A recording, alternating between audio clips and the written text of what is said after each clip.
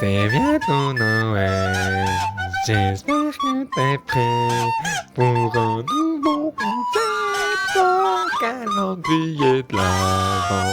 On va bien se marrer, on va bien s'amuser, on va surtout rigoler et bien se marrer. Jingle bell, c'est bientôt Noël. Je fais de l'impro, je sais pas ce que je dis, mais je sens que c'est légendaire. Oh, jingle bells, je suis en roue libre. Ça va être fun et rigolant, nouveau générique. Eh bien, salut à toi Zaknote, ici Machikouli pour une nouvelle vidéo. J'espère que tu vas bien, j'espère que tout se passe bien dans ta vie et dans tes lectures. On se retrouve aujourd'hui pour le 21e épisode du calendrier de l'Avent. Ça sera un épisode assez classique, épisode bilan lecture sur Fahrenheit 451. Voilà, donc c'est une dystopie. Je pense que je t'en ai jamais parlé, c'est ma sœur qui me l'a prêté. C'est la 4e dystopie que je lis. Après 1984, Le meilleur des mondes, Kadavrevski, et voilà maintenant Fahrenheit 451. Et j'ai plutôt bien aimé. Alors moi je pensais que j'aimais pas trop les dystopies, mais là Kadavrevski et celui-là j'ai beaucoup aimé. Donc peut-être c'est pas les dystopies que j'aime pas, mais c'est une certaine sorte de dystopie, enfin je sais pas. Fahrenheit 451, ça parle de quoi? On va suivre l'histoire de Montag, et donc c'est un pompier. Et dans cet univers-là, les pompiers sont pas là pour éteindre les incendies, ils sont là pour les allumer. Notamment, ils vont chez les gens qui possèdent des livres, car dans cette société, c'est interdit de posséder les livres. Donc si quelqu'un a des livres chez lui et qui se fait dénoncer, les pompiers arrivent, ils font cramer la baraque, voilà, parce que c'est vraiment illégal de posséder des livres. Et voilà, c'est un peu le scénario de base, enfin l'histoire de base. Et en fait, Montag, il se rend compte au fil de ses... Enfin, il fait une rencontre, puis... Non, il fait 2 rencontres en vrai, il fait 2 rencontres. Et grâce à ces rencontres, il se rend compte que sa société, ça va pas du tout, que vraiment tout le monde est contrôlé par le gouvernement. Genre, il existe dans ce monde-là ce qu'on appelle des écrans, je crois qu'ils appellent ça comme ça. C'est les murs du salon. Les 4 murs du salon, c'est des écrans, c'est comme des télés. Et dessus sont projetés des films, en fait, où les acteurs s'adressent directement au public. Et imaginons je regarde un film et l'acteur doit s'adresser à moi, il dit mon nom, il dit Antoine, tu vois. Genre, c'est fait pour que les acteurs s'adressent vraiment à chacun.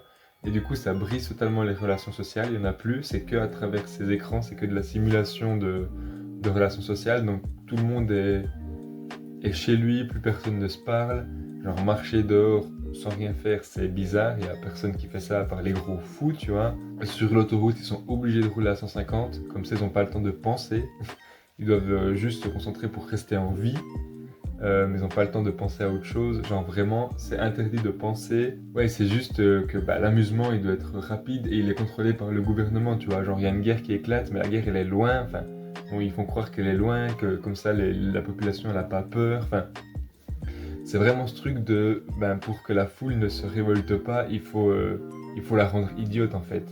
Et le gouvernement contrôle vraiment tout ça et rend les gens débiles, tu vois. Genre ceux qui ont des livres, c'est ceux qui connaissent certaines choses et du coup qui pourraient renverser la société. Donc c'est pour ça que le gouvernement a mis en place ces pompiers pour qu'ils crament les possesseurs de livres. Et je trouve que c'est assez intéressant comme point de vue, enfin comme histoire. Au bout d'un moment, il y a le chef de Montag qui a pris un peu conscience que Montag il se posait des questions puis qu'il était un peu devenu bizarre, qui lui dit mais... vous savez, ce qu'aiment les gens, c'est le divertissement facile. Il faut engorger, leur faire prendre, leur donner plein d'informations, mais inutiles.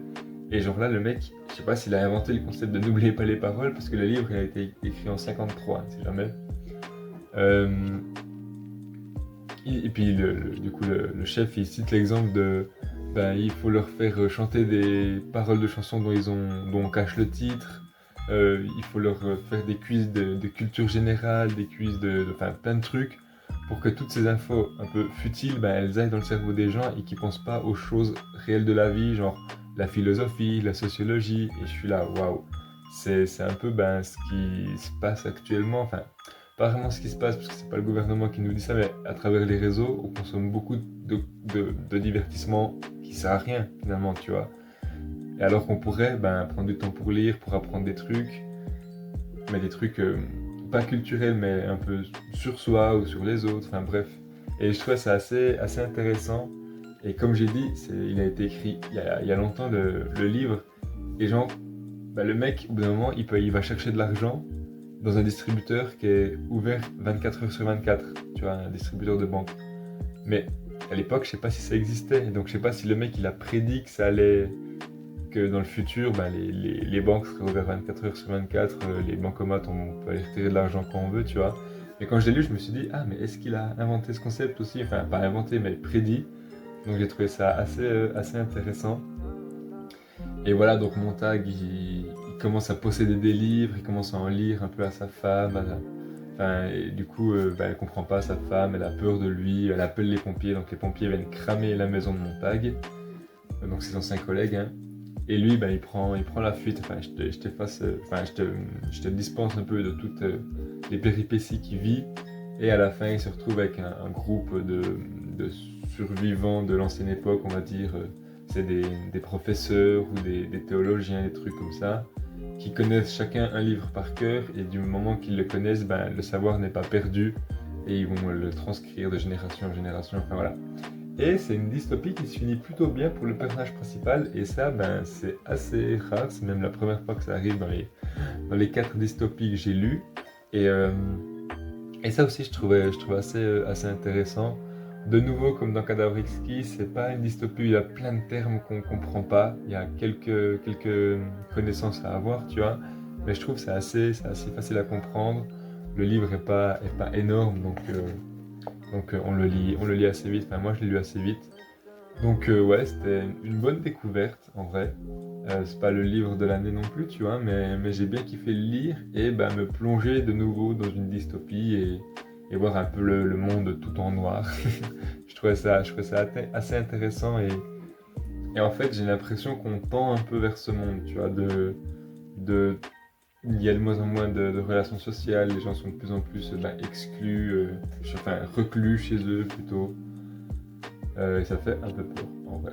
Voilà, donc c'est pour ça qu'il faut continuer à lire, continuer à s'instruire, continuer à apprendre des trucs et surtout ben, à se remettre en question et à remettre en question notre comportement vis-à-vis de la société et ce qu'elle nous fait un peu subir. Bref, cette vidéo était sûrement un peu décousue, je suis désolé, j'espère que t'as tout capté. N'hésite pas à me donner ben, ton avis en commentaire si tu connaissais Fahrenheit 451. D'ailleurs, j'ai pas expliqué pourquoi ça s'appelait comme ça. C'est parce que Fahrenheit 451, c'est la température à laquelle un livre s'enflamme et se consume. Donc, euh, donc voilà, c'est la petite référence. Bref, n'hésite pas à lâcher un petit pouce bleu. Et quant à moi, bah, je te dis à demain pour une nouvelle vidéo du calendrier de l'Avent. D'ici là, je te souhaite une bonne soirée, une bonne journée. Double ciao!